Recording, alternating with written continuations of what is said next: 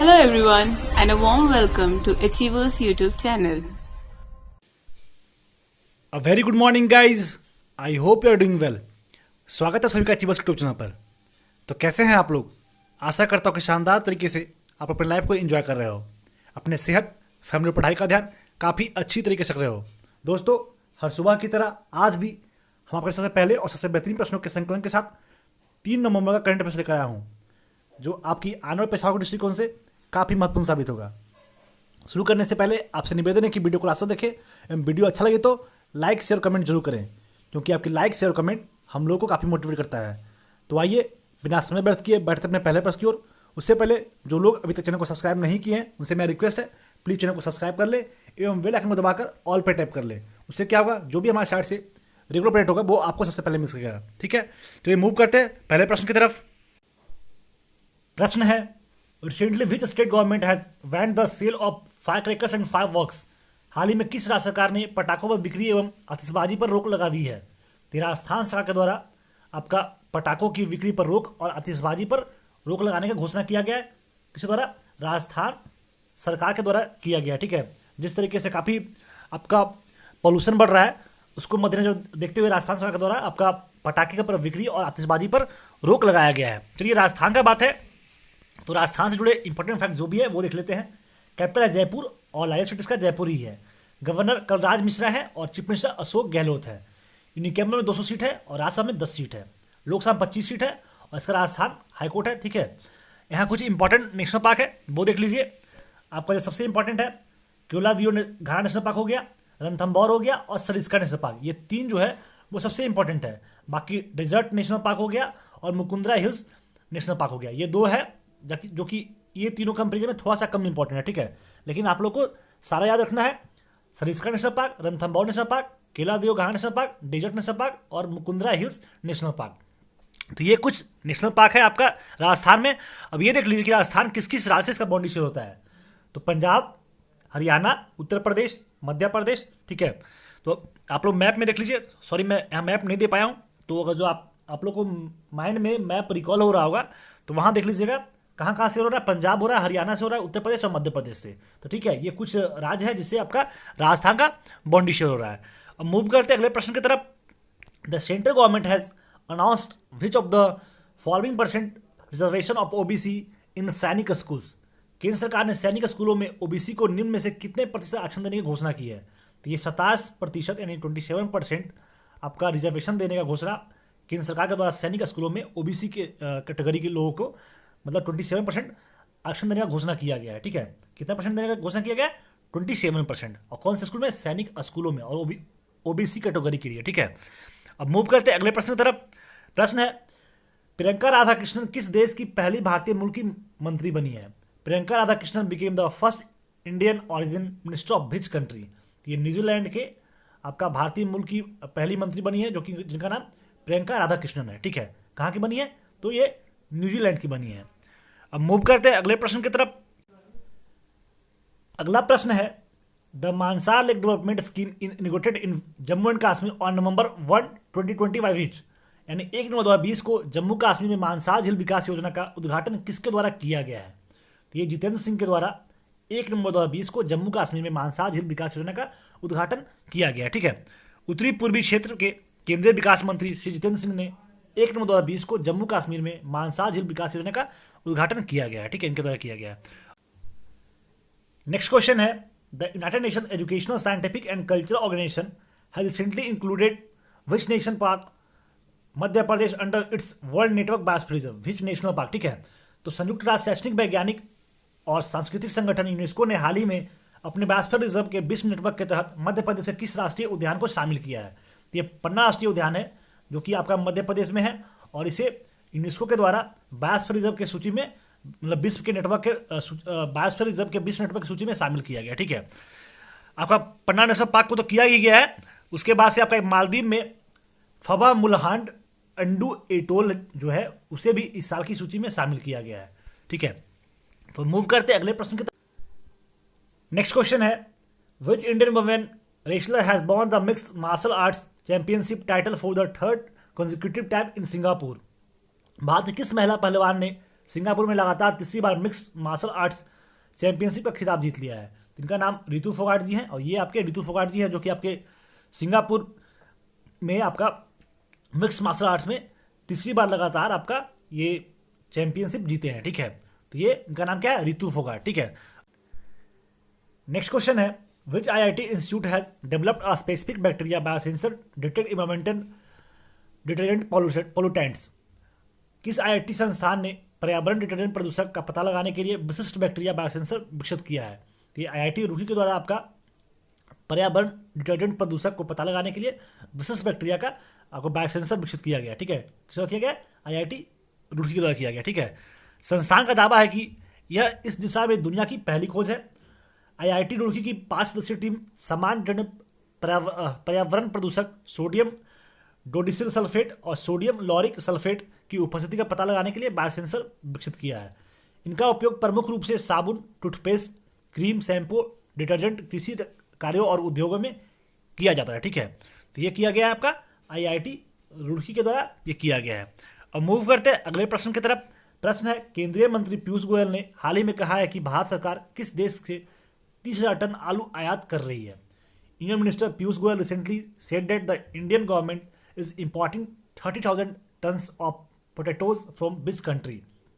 ये भूटान से आपका ये आपका 30,000 टन आलू का आयात हो रहा है। ठीक है, जिस तरीके से हमारे देश में अभी आलू का दाम एक अलग लेवल पर चढ़ गया, आई थिंक 50 रुपये केजी आपका आलू चल रहा है, तो इसलिए हमारे देश में आलू की काफ़ी कमी है और इसके लिए आपका भूटान से 30,000 टन आपका आलू का आयात किया जा रहा है। ठीक है, और इसका अप्रूवल कौन दिए? हमारे इंडियन मिनिस्टर पीयूष गोयल जी दिए। ठीक है, केंद्रीय मंत्री पीयूष गोयल ने हाल ही में कहा है कि भारत सरकार भूटान से 30,000 टन आलू का आयात कर रही है। इन्होंने कहा है कि आलू की घरेलू आपूर्ति बढ़ाने और कीमतों को कम करने के लिए ये कदम स्टार्ट किया जा रहा है। ठीक है, अब भूटान का बात है तो भूटान का प्राइम मिनिस्टर कौन है उतना इंपॉर्टेंट है नहीं आपका, जो सॉरी ये मैं दे दिया हूँ, आई थिंक न्यूजीलैंड का दे दिया हूँ, जो कि यहाँ बिल्कुल इंपॉर्टेंट नहीं है, सॉरी माफ़ कीजिएगा। ठीक है, ये न्यूजीलैंड का फैक्ट्स मुझे गलती से पड़ गया है और मैं जहाँ पर न्यूजीलैंड का फैक्ट्स है वहाँ मैं आपको बता दूंगा। ठीक है, नेक्स्ट क्वेश्चन है लोक सेवा आयोग परीक्षाओं में ट्रांसजेंडर को शामिल करने वाला पहला राज्य कौन बना है? Who became the first state to include transgender in public service commission examinations? काफ़ी अच्छा स्टेप है, ट्रांसजेंडर लोगों को लोक सेवा आयोग में शामिल करने का पहला राज्य जो है वो असम बना है। ठीक है, इसमें आप ट्रांसजेंडर लोगों को भी लोक सेवा आयोग की परीक्षाओं में शामिल किया जाएगा। ठीक है, तो ये असम का बात है। तो असम से संबंधित जो भी इंपॉर्टेंट फैक्ट्स है वो देख लेते हैं। कैपिटल हो गया दिसपुर और लार्जेस्ट सिटीज का गुवाहाटी है। डिस्ट्रिक्ट कुल 33 है, एरिया बाय रैंकिंग आपका 15th है और पॉपुलेशन रैंकिंग कितना है 16th है।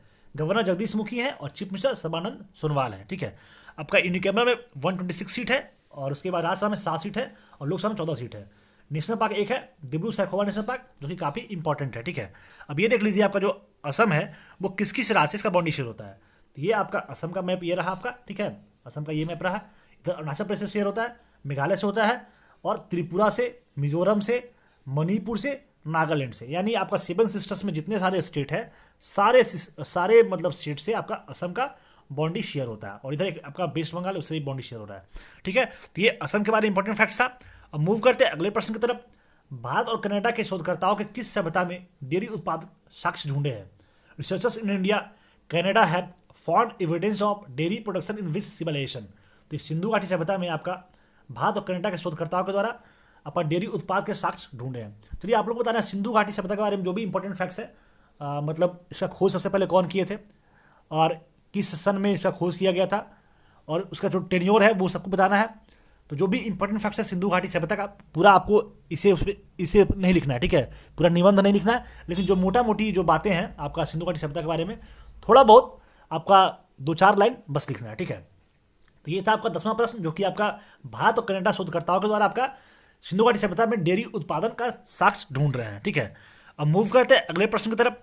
भारत का सबसे बड़ा डबल डेकर फ्लाईओवर किस शहर में बनाया जा रहा है? In which city India largest double decker flyover being built? ये छपरा में भारत का सबसे बड़ा डबल डेकर फ्लाईओवर बनाया जा रहा है। ठीक, अगला क्वेश्चन है टाइफून गोनी ने 1 नवंबर 2020 को किस देश में दस्तक दिया है? In which country did typhoon गोनी नॉक ऑन नवंबर 1, 2020? तो ये फिलीपींस में टाइफून गोनी ने अपना दस्तक दिया है, यानी टाइफून गोनी जो है वो आपका फिलीपींस में आया है। टाइफून गोनी 1 नवंबर 2020 को फिलीपींस के पूर्वी हिस्से में दस्तक दिया है। इस साल के अब तक के तूफान को दुनिया का सबसे मजबूत तूफान माना जा रहा है। ठीक है, इसने भयावह हिंसक हवाएं लाई है और इस तरह का यह रिकॉर्ड सबसे कठिन भूस्खलन से बन रहा है। ठीक है, आपका फिलीपींस का बात है तो फिलीपींस का कैपिटल है मनीला और करेंसी चलता है फिलिपीनी पेसो। ठीक है, तो ये इंपॉर्टेंट फैक्ट्स था आपका फिलीपींस से संबंधित। और यहाँ पे आपका एक टाइफून गोनी आ रहा है जो कि फिलीपींस में आया है। ठीक है, अगला प्रश्न है, विश्व का सबसे बड़ा प्लास्टिक कचरे का निर्माता कौन बना है? Who is the world largest manufacturer of plastic waste? तो अमेरिका जो है वो विश्व का सबसे बड़ा प्लास्टिक कचरे का निर्माता बना है। ठीक है, तो यूएसए के बारे में जो भी इंपॉर्टेंट फैक्ट्स है वो देख लीजिए। कैपिटल हो गया वाशिंगटन डीसी और लार्जेस्ट सिटी इसका न्यूयॉर्क सिटी है। ठीक है, उसके बाद से प्रेसिडेंट डोनाल्ड ट्रंप है और लेजिस्लेचर को बोलते हैं कांग्रेस, अपर हाउस को सीनेट बोलते हैं और लोअर हाउस को हाउस ऑफ रिप्रेजेंटेटिव बोलते हैं। करेंसी डॉलर चलता है, आपको सबको पता होगा। ठीक है, और इसका बॉन्डी शेयर होता है 2 देश से, एक कनाडा से और एक मेक्सिको से। ठीक है, ये 2 राष्ट्र से इसका बॉन्डी शेयर होता है और कनाडा से सबसे ज़्यादा इसका बॉन्डी शेयर होता है पूरे विश्व में। ठीक है, तो ये था हमारा आज का 13वां प्रश्न। अगला प्रश्न है, हाल ही में अलायंस एयरलाइंस की पहली महिला सीईओ कौन बनी है? Who has recently became the first women CEO of alliance airlines?